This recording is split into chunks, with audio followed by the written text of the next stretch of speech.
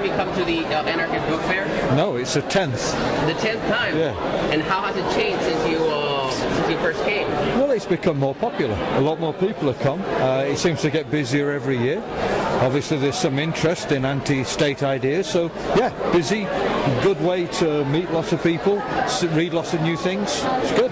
So what kind of books do you have here? Well, we specialise in anarchist history, and we specialise in people who aren't that well known, so that people can learn about them and see what's been written and learn from our own history. It's an attempt to create our own history, and that's what we do.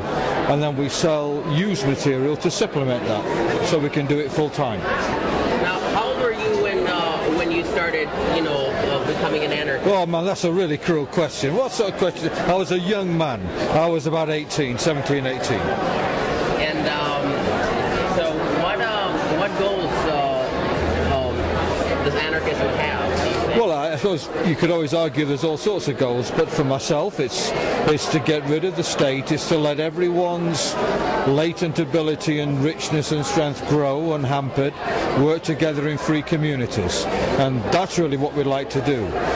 You believe that the state and private capitalism physically hurts and mentally hurts people, and so it's not necessarily a system that we think benefits all. That's it, really. And what are some of your favorite anarchist authors? Well, I like the writings of Antonio Tellez, who's a Spanish anarchist who wrote really very well. Abel Paz, who's a great writer, and a man called Stuart Christie. All those I enjoy reading.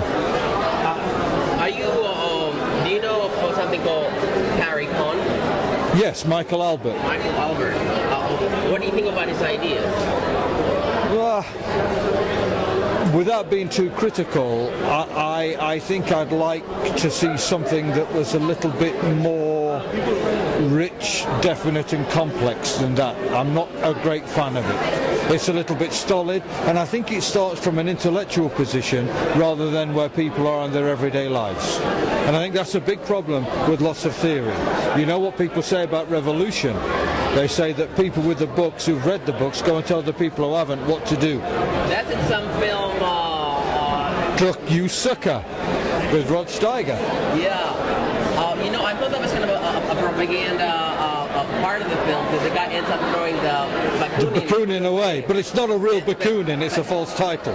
It was, okay, I didn't know Yeah. Because I always felt that it was trying to imply that any revolution will lead to a sort of Marxist-Leninist. I think there was a sense that could happen, and I think there's, for us in our lives and with people that we've met, we know that's happened. In the lifetime of our parents, we've seen good militants, good anarchists, good socialists murdered and tortured by people who theoretically share those beliefs.